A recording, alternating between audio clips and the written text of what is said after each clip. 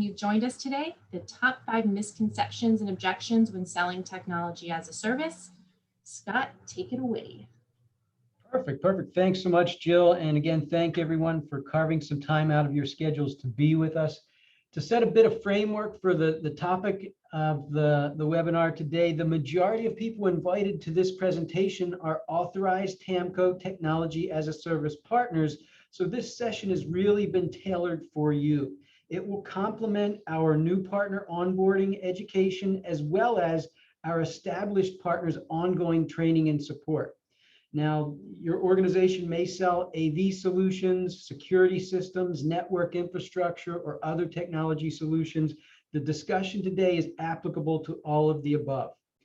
As partners, you've heard us describe the relevance and benefits of selling solutions that fit within the context of this growing subscription economy.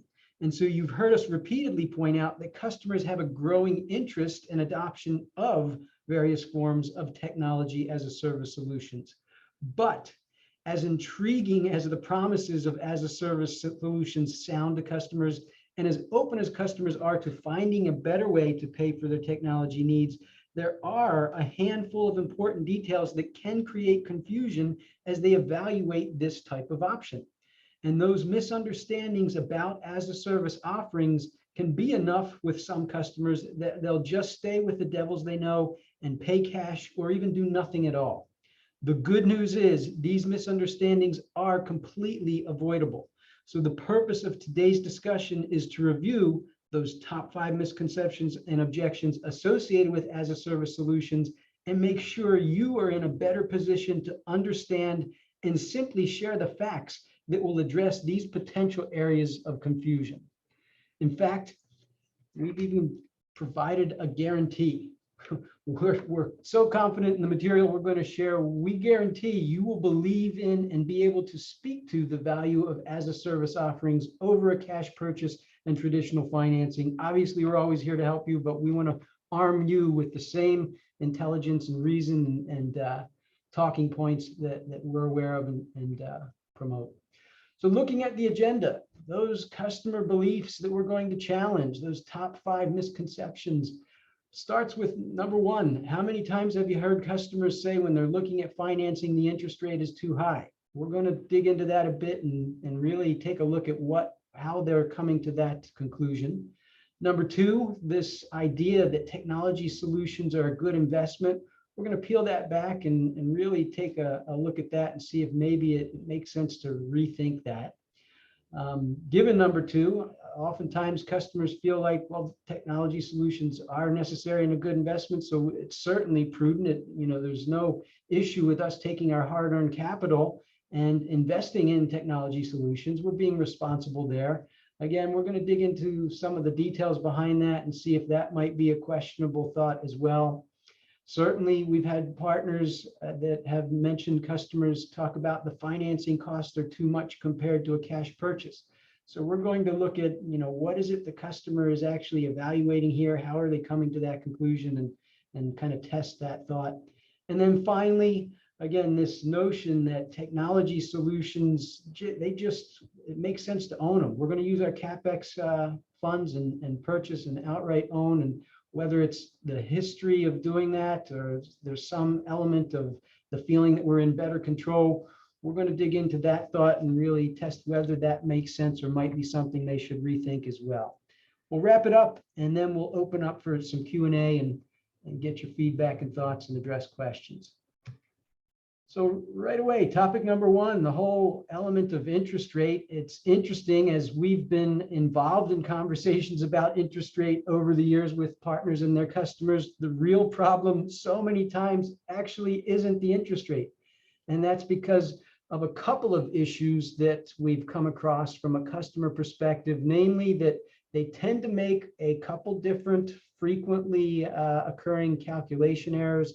And also with some types of payment, they just don't understand that there is the possibility that an interest rate doesn't actually exist. So let's tackle the calculation errors first. And in order to do that, we actually need to look at a transaction. So we'll make the assumption here that we have a customer interested in a $100,000 technology solution of some sort.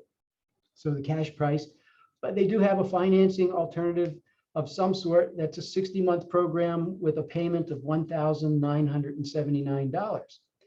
And what many customers will do is take that payment times the term, and they'll correctly say that ultimately I'd pay, in this case, $118,740. And they'll take out the cash price of that, and they'll say that over that span, I'm going to pay $18,740 in interest. And everything so far is absolutely correct. And actually, this is a good time, Jill, before I share what the customer does next and how they ultimately derive the interest rate frequently, let's put up that poll and see what our audience thinks. So given these facts, let's get that poll going there. And this is completely anonymous. We'll give 20, 30 seconds here, but curious what folks in the presentation believe the interest rate would be for this particular transaction. Good, good. I see lots of folks replying. So again, we'll hang on here, give it a few more seconds. Excellent, appreciate that.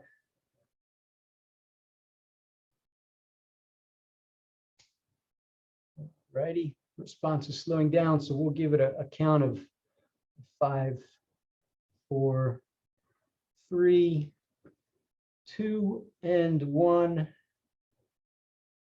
Very good, and let's share the results. Again, anonymous. And you can see that we've got answers really all across the board there, which is fine and typical. I know we asked you to do some quick math there, but let's take a look then and see what is the customer doing? What do they typically come up with? And what we find is that they usually will take that $18,000 interest paid, absolutely correct, and they'll divide that by the cash price of $100,000, and they'll feel that the interest rate is 18.74%. And I see some folks have elected that option, and many folks have elected across other options as well.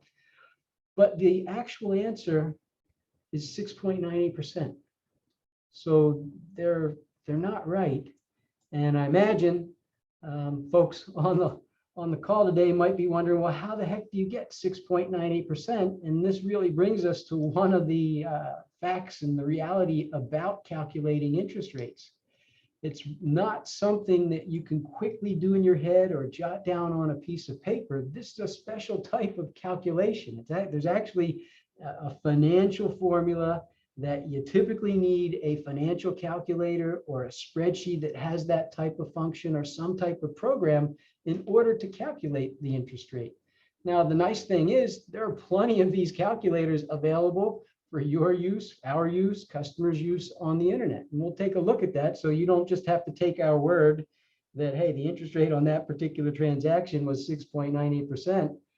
Again, this is at your fingertips and an easy way to show a customer who's questioning and coming up with an incorrect calculation what it really is. So I just went to any number. I went to calculator.net, and you can see there's many different types of financial calculators, one of which is an interest rate calculator. And we'll take our financed amount. In this case is $100,000. I don't know if it's doing it on the presentation side. My monitor's kind of acting a little bit funky right now. I can still see and make out what's going on, and it usually clears up. So I'm going to continue here, but I'm just punching in. You can see, and there we go. And then any of the financial calculators, they just have a couple inputs, right? What's the financed amount? What's the term? We're talking about 60 months, so 5 years in this case. The monthly payment, $1,979. You just hit calculate, and they typically quickly come back with what the interest rate is. And just as we had mentioned, rounded up 6.98%. So it's very easy to help them find and, the tools that will do that type of math, but we don't want to let them, when they're thinking in this case, it's 3 times what it actually is, that's going to impact their decision-making process. So very easy to help them with that. But this also brings us to our second area where they potentially can make errors. And that has to do with these inputs. So the amount being financed, the term, the monthly payment. If for some reason one of these inputs is incorrect, that can have a bearing as well. And so if we get back into the presentation mode, we do want to take a look at this because it does come up from time to time with our partners, and we'll show you where it frequently does and why it does. Excuse me. So continuing with that same transaction, let's say that the breakout of that $100,000 looks something like this. Doesn't have to be, but let's just assume that hardware, software, licensing, design, cabling, shipping, 5 years of maintenance and support, which we encourage partners to bundle in. That is what comprises the $100,000 total cash price. But as you all know, we talk about the importance of leading with as a service and not being a commodity sale and going in with the typical cash proposal. So let's say we had an integrator partner who did go in with a customer proposal recommendation of this $1,979 as a service solution. And the customer said, hey, that's intriguing, it's interesting, but you know what? If we just wanted to outright purchase it, what would the cash price be? Well, what we found is that many times, if they're going to show a cash price, our partners are a bit hesitant about bundling in that 5 years of support, because in a cash price scenario, they feel like they're going to not be competitive. Most of the time, historically, when you're competing on a cash price basis, nobody else is putting in that ongoing support. So they strip that $18,000 out. And now they represent to the customer that for a cash purchase, you could buy that solution for $82,000.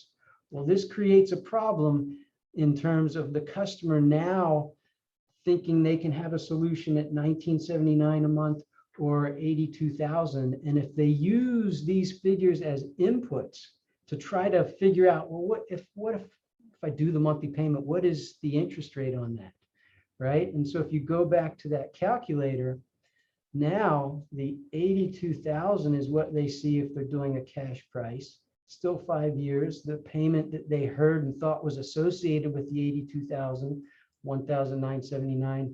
Now they're calculating an interest rate of 15% and above. And again, probably too high in their mind, but regardless, it's an incorrect calculation because the $1,979 monthly payment is not based on an $82,000 solution. It's based on that comprehensive maintenance and support being bundled in at $100,000. So those are really the two key areas that we see some confusion about interest rate. So it becomes very important if you're going to share both the cash purchase price and an as a service monthly payment, you need to make sure the customer understands what that as a service monthly payment corresponds to from a cash sale perspective. All righty.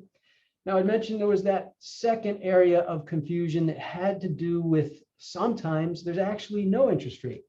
And again, everybody on this call are partners, so you know what we're talking about here. And as a service type solution doesn't really have one. And some of you may still be getting that settled in your mind. And I'd suggest think of this from an ownership versus use basis. And anytime it's ownership oriented, absolutely, there's going to be an interest rate associated with it. But when it's a use-based type of program, the monthly payments serve the use of something, there isn't an interest rate. And so if we look at maybe a more personal example here, say you're looking at purchasing a home and you're applying for a home mortgage and you're negotiating what that might be, and you expect to have a series of payments where you're going to own that home at the end of that series of payments, absolutely, there's an interest rate. You want to know that up front. You're probably negotiating that about the home mortgage. So certainly there is. But look at the flip side here. Let's say you were renting an apartment instead. Well, you're still going to have a series of payments. Certainly, there's no expectation of owning that apartment. And in that whole application process, there's no discussion of or mention or notation about interest rate because that's a use-based scenario. So this then kind of corresponds closely with any type of use-based subscription services, right? Whether it's personal use, we can also associate with Netflix, a residential internet service, or commercial use services like Zoom and Microsoft 365.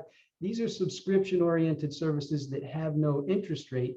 And I select those because most of the time, that's very easy to understand. I think sometimes where the confusion comes in when you're talking about security as a service, AV as a service, other technology solutions as a service, and there's physical appliances at the customer's premise, right? Displays, controllers, cameras, whatnot.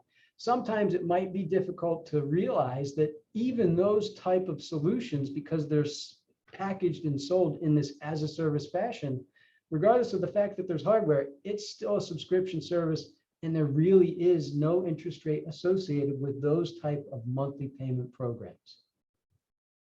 All righty. So let's tackle our second misconception or thought here in particular, that sometimes customers will feel technology solutions are a good investment. And I think really what they're saying is they're combining a couple concepts here. They're essential, right? We need security solutions to protect our people, our customers, our assets, or our communication platforms and technologies are essential for our operational and functional efficiencies. And so they're good investments. Well, that's really combining a couple concepts there. Yeah, they're necessary for a lot of different reasons, but let's dig into what an investment really is and see if technology solutions fit into that category. So let's start with something we all, again, I think are familiar with. We'll take a simple example of a bank account. And let's say we put 10,000 in there and somehow miraculously, I know interest rates aren't going to give us 10% in a bank account today, but it makes the numbers that we're going to look at here a lot easier. Let's say we earn 10% interest. And so the scenario would be in the first year, $10,000 and 10% would earn $1,000, and we'd end up with $11,000. The next year, starting with 11,000, we'd earn interest at 10%, which would be 1,100. We'd end that year with 12,100. If we carried this out into the future for 5 years, we will have earned $6,105, and that initial investment would have grown to $16,105. Now, as a side note, I want to look at an interesting thought here. Let's say someone offered to pay everyone on this call, myself, Jill, they gave us an option of two types of payments. I'll give you $10,000 today, or if you wait for 5 years, I'll give you $16,105. Which would you select? And everyone on the call, there's not a right or wrong answer. Everyone, I'm sure there'd be split down the middle of what's relevant for one person versus the other. But the point I want to make here as a side note is, in this scenario, what I had described, those two amounts at different points in time are actually financial equivalents. $10,000 paid today would be financially equivalent to $16,105 paid 5 years from now. And that's because anyone who took the $10,000 today could put it in this account and earn that 10% interest, and they would have the $16,105 5 years from now, the same amount that that fictitious person would be willing to pay at that point in time. Well, we can look at this at different points in time as well and say that $10,000 paid today is equal or financially equivalent to $13,310 paid 3 years from now. Now, just so you understand that I want to look at this from a going forward and going backward perspective as well, it's equally true that the $13,310 paid 3 years from now is the financial equivalent of $10,000 paid today. So this idea of different financial amounts paid at different points in time have financial equivalency. This is touching on a financial concept called time value of money. And it's actually a fundamental financial concept that's very important and used in evaluation of financial decisions. So again, this was a side note that we're going to come back to later, but in talking about investments and looking at this account, it made it very easy to introduce this. So just hold that thought. We're going to come back to it. Let's get back to our discussion about investment though. And we'll look at the definition of an investment. And this is just something that you can find in any dictionary. It's going to be very close to this, the exchange of money or capital with the expectation of some sort of profitable return like interest, income, or appreciation. And so if we look at what are the different things that an organization can do that would be the form of an investment, well, certainly they could put it in a bank account like we just looked at and earn interest. Definitely a form of investment. They might invest in and pay a sales team for, obviously to sell their products and services and generate revenue and income. That's a form of investment. They might purchase their facilities, and that real estate appreciates in value over time. That would definitely be a form of investment. Now, before we try to apply this and see how do technology solutions fit into this, I want to consider one thing that's very important about any type of technology solution, and that is the cost components that go into them. And it's much more than the hardware and software and licensing. I mean, you can see the list here, and we may even left out some, but I think this is pretty comprehensive.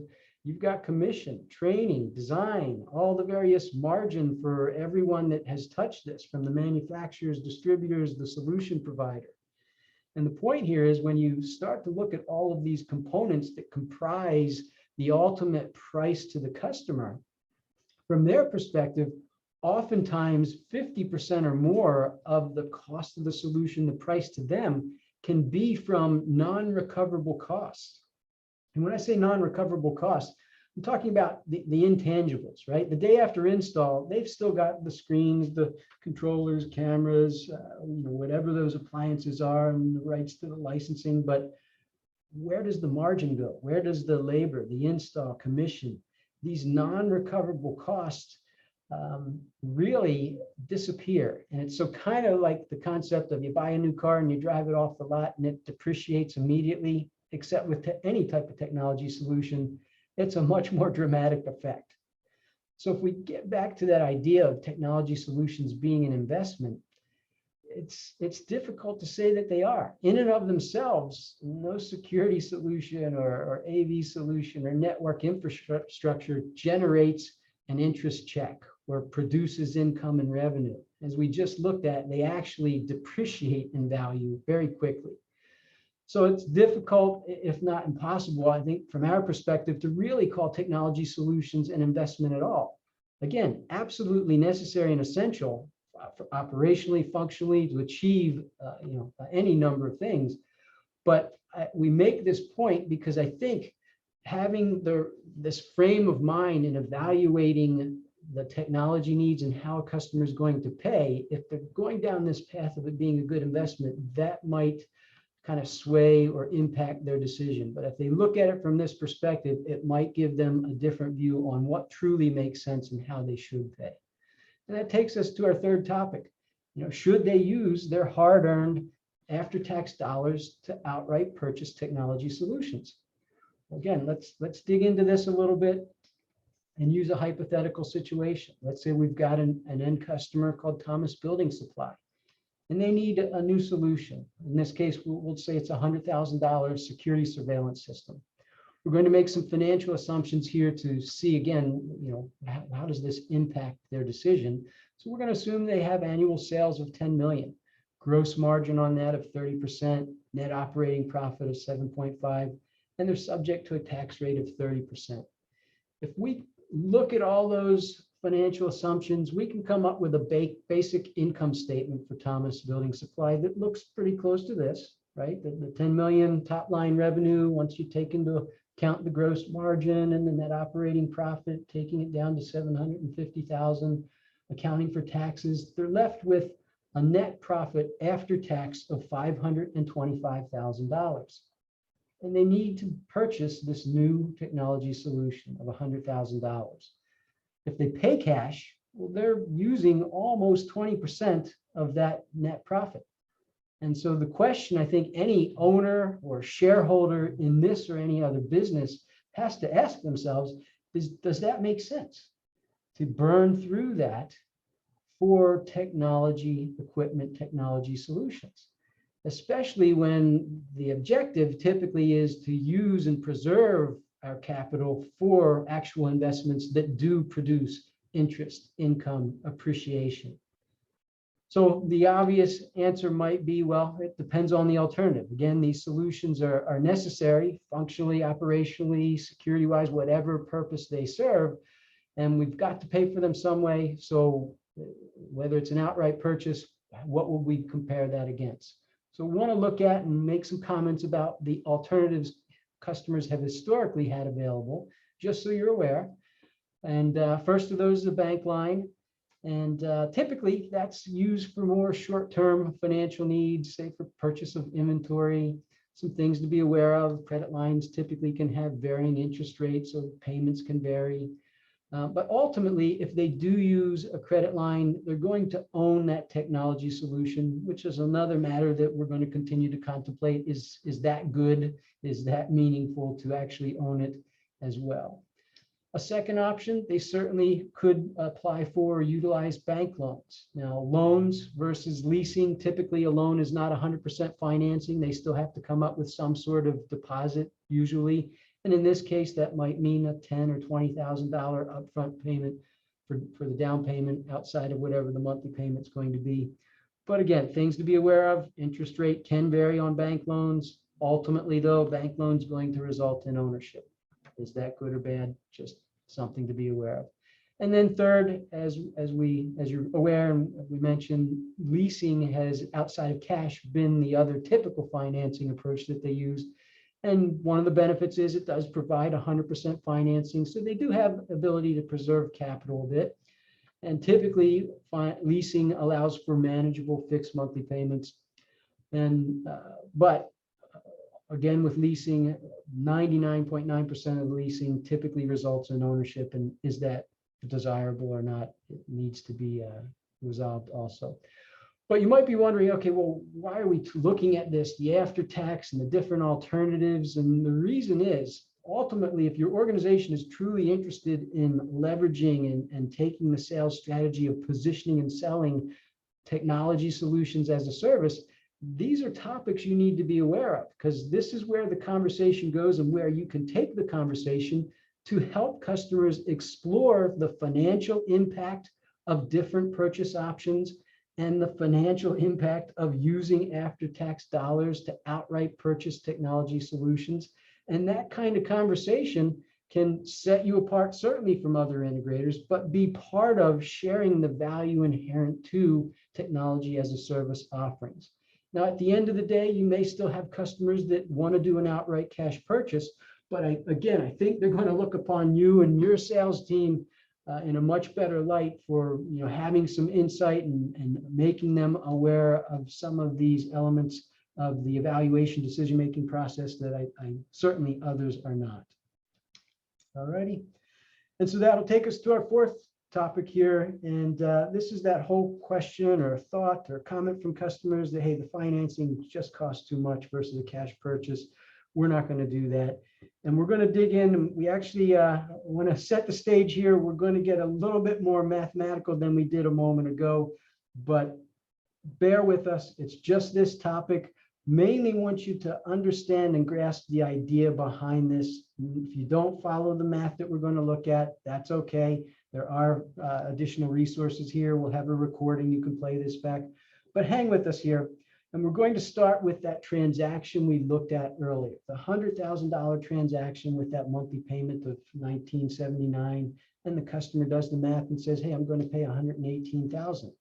Well, the $100,000 cash check or the $118,000 financing, we just don't want to pay that. The financing costs too much. But they're really missing a point here that we touched on earlier. When they write that $100,000 check for the cash purchase, that's today. The $118,000 plus, that's paid monthly into the future for 5 years. So remember that topic we talked about, the time value of money. It completely ignores that, and that's completely essential to a true evaluation and comparison of a cash purchase versus any financing option. And so recall, we talked about that bank account. I said we would revisit this, and we had mentioned that hypothetical situation. Somebody pays us $10,000 today or the $16,105 in the future. And we said that $10,000 paid today is the financial equivalent of the $16,105 5 years from now. Another way to say that is $10,000 is today's value of that $16,105 paid 5 years from now. Now, financial professionals actually call this present value. They would say $10,000 is the present value of $16,105 paid 5 years from now. And this is very important. This is actually the financial concept they use in calculations that are utilized to make apples to apples comparison of payments and costs and financial decisions that span across time. So this is actually what we need to apply and what customers need to apply when they're trying to evaluate what is the true cost of the financing. And if we think about those monthly payments from that perspective, take the last payment 60 months out, 5 years into the future. Do you think that check they write, $1,979, has a present value of more than, less than, or equal to the $1,979? And let me back up a slide to kind of give you a hint. Remember, we looked at the $10,000 today is equivalent, or the present value of $16,105 5 years from now. So, it's suggesting, and correctly, that the present value of $1,979 paid 60 months from now, it's actually less. And if we apply that same logic to the month 59 payment, its present value should be something less than $1,979 as well. And you can do this through the whole stream of payments. They're all paid at some point into the future. Now, of course, month one is very short period of time into the future. So it's probably got a value very, very close to $1,979. But the point is, all of those payments have a present value that is less than the actual check that's being written. And so the present value, the true cost, cannot be the math that the customer is doing when they multiply 60 payments by $1,979. So their evaluation method, if that's the way they're doing it, is not correct and shouldn't be utilized and would lead them to a poor decision. So how do we make that true apples to apples comparison? As I mentioned, we have to rely on this concept of present value cost. Don't worry about following the calculation, but we've got to figure out what is the present value cost, not only of the cash solution, but that stream of payments. And there are a couple other considerations that factor in: depreciation and taxes. I'll show in a moment, how that happens. But again, they're a bit less impactful than the present value. Now, whether a customer does this themselves, everyone on this call has access to the comparative analysis that we can prepare with every proposal. And if you've never seen it, it looks like this. And I'm going to walk through it with you. And again, if you don't follow the math, that's okay. Keep in mind that if a customer is evaluating, we need to look at the present value cost. So I'm going to take the cash side first. And we looked at, it's $100,000 upfront, or this 60-month and $1,979 monthly payment. We've got some financial assumptions built in here, and we can tweak that and adjust it to the customer's preference. But ultimately, you see on a cash purchase, because they're writing that check today, the present value of payments is $100,000, right? That's already in today's dollars.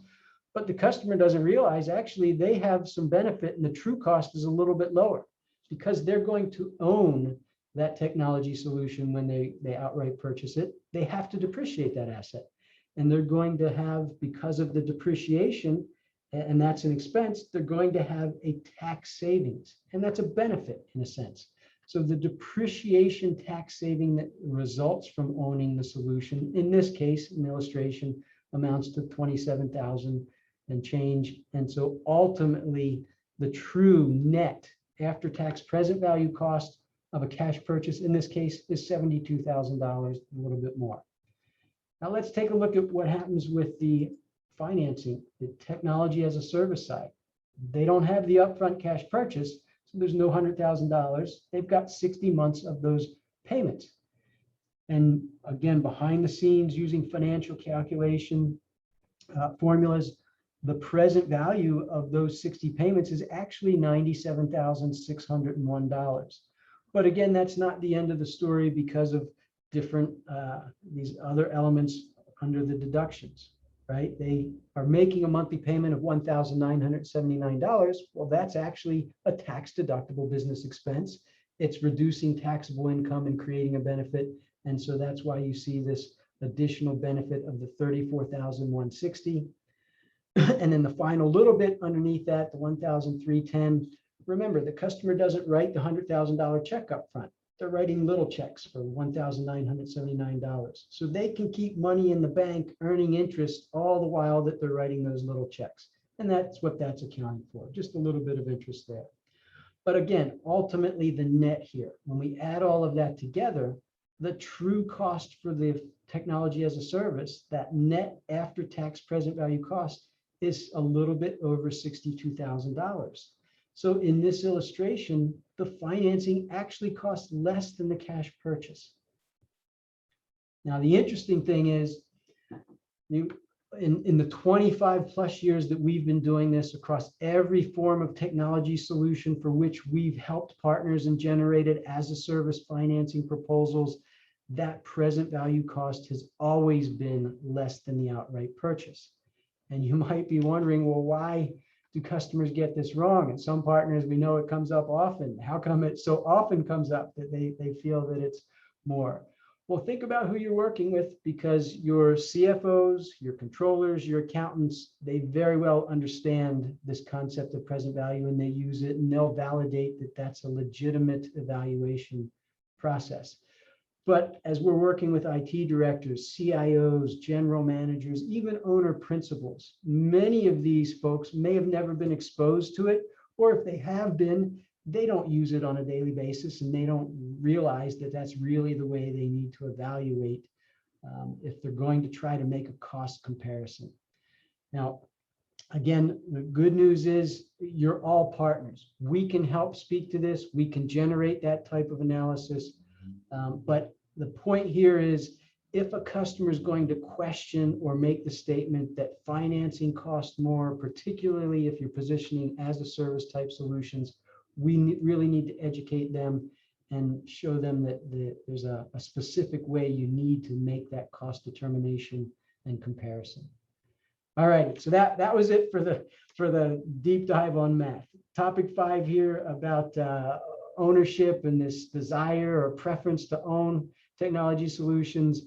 We're going to look at 3 key reasons, that not really any hard math here, that are just logical as to why would any customer really want to outright own technology.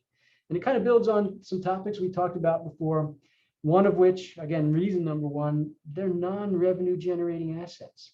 Again, on their own, any type of technology appliance solution doesn't generate an interest income revenue check. It's going to depreciate in value. And when you try to apply that metric of return on investment, it's just a really difficult metric to even try to attach to technology solutions. Reason number 2, and I want to revisit this because I think it's really important, that high level of non-recoverable cost. From a customer perspective, and this is not good or bad, it's just the nature of any type of technology solution. And I think if more customers were aware of this, and not that we do anything to intentionally hide it, but when they're made aware, and we've been on plenty of conversations, particularly with the financial decision makers, that they realize, hey, if I'm spending $75, $80, $100,000, and a large portion of that are from these items that are non-recoverable costs, that certainly will impact how I think our organization should spend our capital and the way we ultimately purchase it. I'm not questioning that we need the technology, but this helps me evaluate how we're ultimately going to pay. And the third reason, rapid obsolescence. It's just the nature of the beast. We're, from the capitalism and this investment in research and development and bringing to market new and better and different and disruptive technology solutions, it's going to continue. The interesting thing is, and we pay attention to R&D spend because that's kind of a gauge and pulse on innovation and technology change. Over the past year, even during the height of the pandemic, most of the organizations that we look at, on average, were spending between 17 and 18% of their revenue on R&D.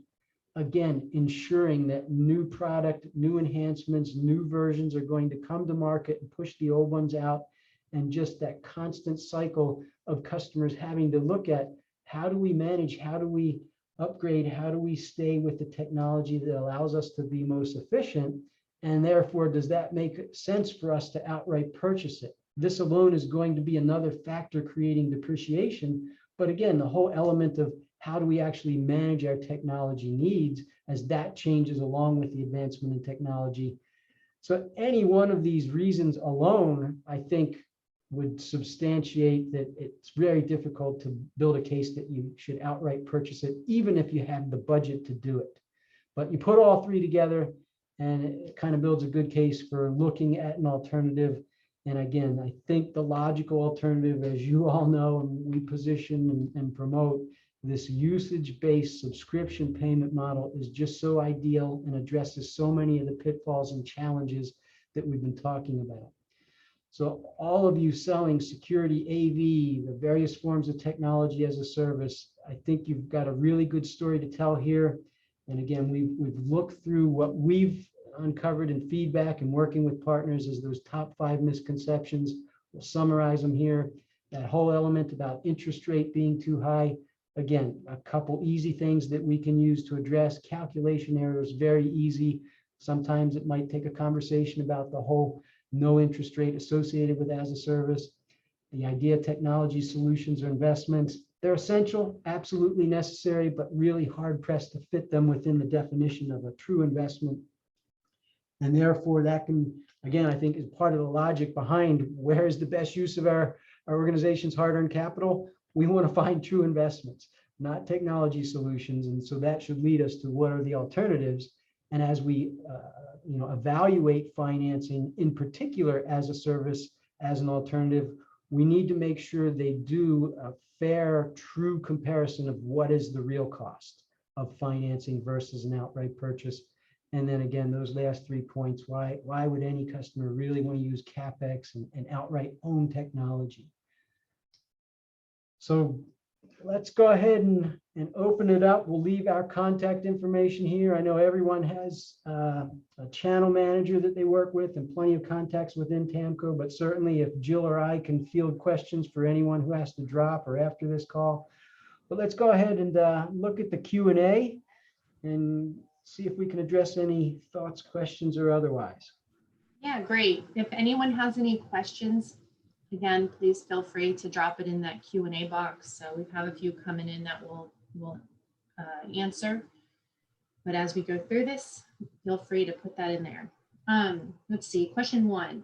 Are your other partners seeing a certain type of customer versus another who are interested in as a service financing?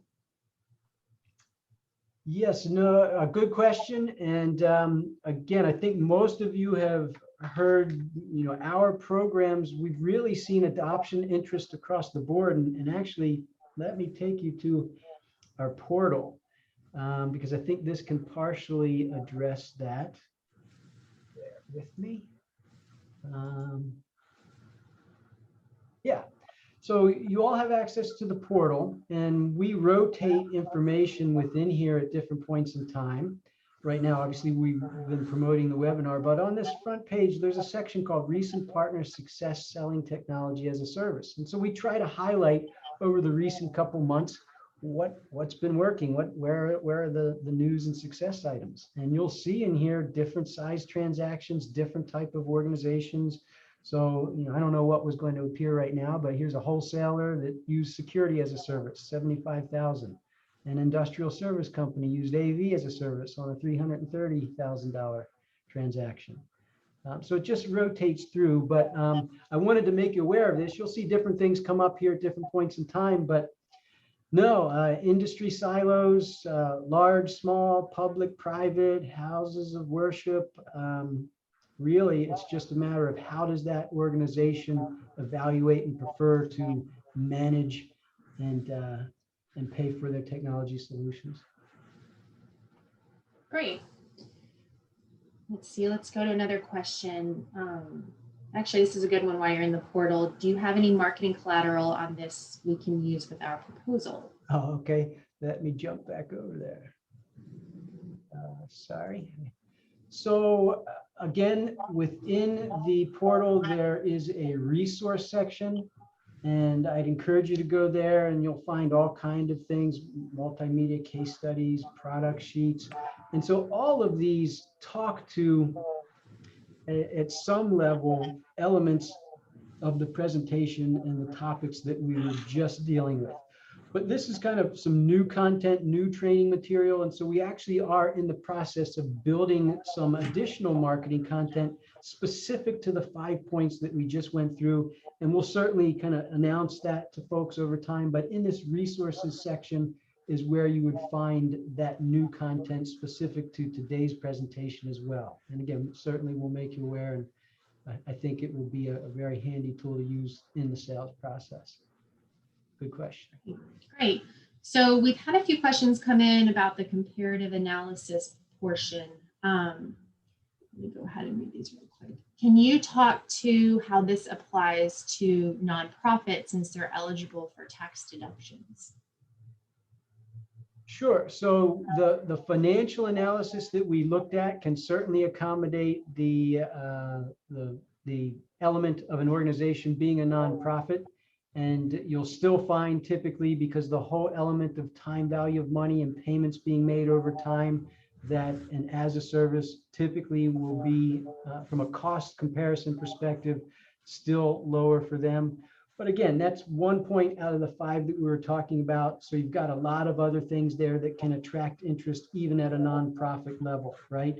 The rapid change of technology. Do we want to own it? We have a certain amount of funds available to us. Do we want to burn through those funds up front, or maybe find a manageable way to pay over time and preserve those funds for other use? So even when you're dealing with a nonprofit, there are many elements to as a service solutions that can still be attractive and appealing for those type of organizations. Great. Now, how do we get the comparison chart you showed, and who helps, or how do we get help discussing it? I'm going to, where would it go? Oh, I see bear with me, folks. I think my screen just died, so I can't. Jill, do you still see the slideshow on your side? No, it went black. Yeah, I've got a dual monitor set up here now. So I'm going to talk while I try to get that back up. So I'm going to assume that the question is about that comparative analysis when we kind of got into some of the deep math. And that is available through your partner client sales manager. And they can help both prepare it, provide it to you, and participate in any kind of conversation with the end customer and their folks to review and analyze that. Great. We have a question coming in. They want to know, what is the best way to bypass the IT manager who has the capital budget and wants to purchase? Some organizations don't want monthly payments. 5 points. What is the best way to bypass the IT manager? I'm assuming maybe to have this conversation with the CFO. Well, I mean, now you're kind of getting into like the personal dynamics of multiple decision makers in a solution, and so that's a tough one. I mean, all you can do is share the facts and hope that, you know, logically this might appeal to that person to investigate further whether or not it makes sense to do that. Or certainly if you have, and I guess the framing of the question is that you don't really have access to the other people involved in the decision-making process. So yeah, I mean, that's a tough one, and you're going to have to rely on the facts and the evidence and make a persuasive case that, hey, I think this is worth a conversation for you and the other decision makers, that we really, we'd be, I think, foolish if we don't make you aware of this, and I think it's worthwhile your consideration. Right. We had a couple questions, or it was more requests about sending the PowerPoint. And you want to talk about where this webinar and everything's going to live, Scott? Absolutely. So again, relatively new addition to the portal. And on my side, Jill, I think I've got it back up and running here. Are you still seeing the TAMCO portal on your side? Okay. So there is a section called TAMCO Academy. And and I'd encourage everyone to take a peek here. So there's actually training that kind of mirrors the discussion today. And then there are various new partner lessons. but webinars that we hold over time that we think are meaningful and worthwhile, and we'll refresh this. We've got a couple in there now, but today's session will be in addition here, and you'll be able to simply click and play the reviewable recorded presentation today. Now, I don't know, Jill, what does that take? A couple days to get up in there? So probably the first part of next week, maybe? Yeah, I would assume so. Yeah. So that'd be the best way. I mean, we might announce, you know, hey, we appreciate you joining. Just wanted you to be aware that the session is now up in the TAMCO Academy, and again, for reference purposes. So certainly you can find it in here shortly. Great. We did have one, it was an anonymous question that came in. They started getting into some of the specifics about rate and, you know, when you're having that discussion, how do you talk to a lower rate? I don't know, Scott, do you want to make, just to kind of touch on this subject, what, you know, when you start getting into those specifics, when you're talking about interest rate, you know, first, you know, with as a service and how it doesn't make sense? Sure. I think I see a bit here about, you know, certain parts of the assumption, and absolutely I commented, but again, what I had shared there, typically, if you're going to have somebody go down the path of doing that cost comparison, 9 times out of 10, the assumptions that we bake in are completely fine, but we do have the ability, if somebody wants to get granular, to say, hey, we think that a certain cost of capital or discount value or depreciation method should be this. We can tweak that financial analysis to accommodate those type of scenarios. I'd say that's more an offline discussion because, again, that's not the norm. That's kind of the exception, but we certainly are aware and can address it. Great. I don't see any other questions coming in right now, so I think we'd be good to wrap it up. It's about 6 till 2, so just on one last note, I want to mention when you exit, you should receive a prompt to answer its 3 questions. We certainly would appreciate you taking those 5 to 10 seconds to answer those. Your feedback helps us gauge on how we're doing and how we can continue to serve you as our partners. So other than that, I don't have anything else to provide. I hope you found this insightful. Scott, if there's nothing else, I think we can say goodbye. No, thanks so much, folks. Take care. Bye.